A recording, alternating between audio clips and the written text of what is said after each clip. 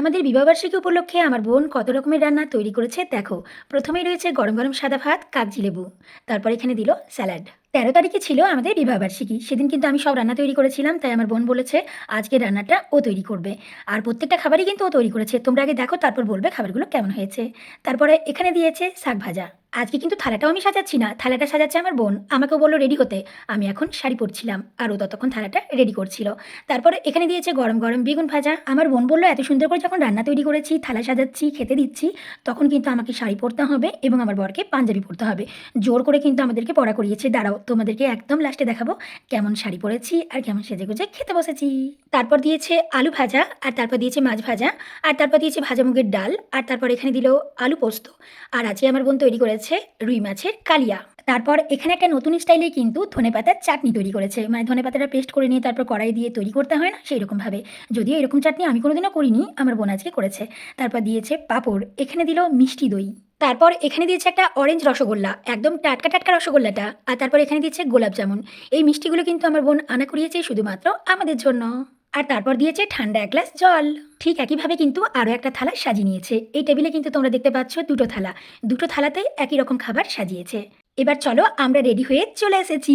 আমার বর পরেছে একটা হলুদ রঙের পাঞ্জাবি আর আমি পরেছি একটা হলুদ রঙের শাড়ি। কেমন দেখতে লাগছে বলো তো আমাদের?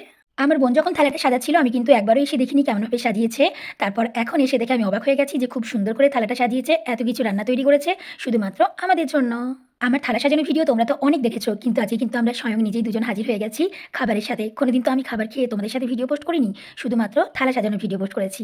এত সুন্দর করে রান্না করেছে আর প্রত্যেকটা খাবারই কিন্তু হয়েছে দুর্দান্ত স্বাদের। আমাদের বিবাহবার্ষিকীর দিন আমরা যে থালাটা পোস্ট করেছিলাম সেখানে কিন্তু মাটন তৈরি করেছিলাম, মাছ তৈরি করিনি। আর তোমরা অনেকেই বলেছো যে মাছ নেই কেন, শুভ কাজে মাছ করতে হয়। তো দেখো আজকে কিন্তু মাছ তৈরি করে নিলাম আর শাক আছে, দুটোই কিন্তু শুভ জিনিস। একদম প্রথমেই শাক ভাজা দিয়ে আমি কিন্তু আরামসে টুকটুক করে ভাতটা খেয়ে নিয়েছি।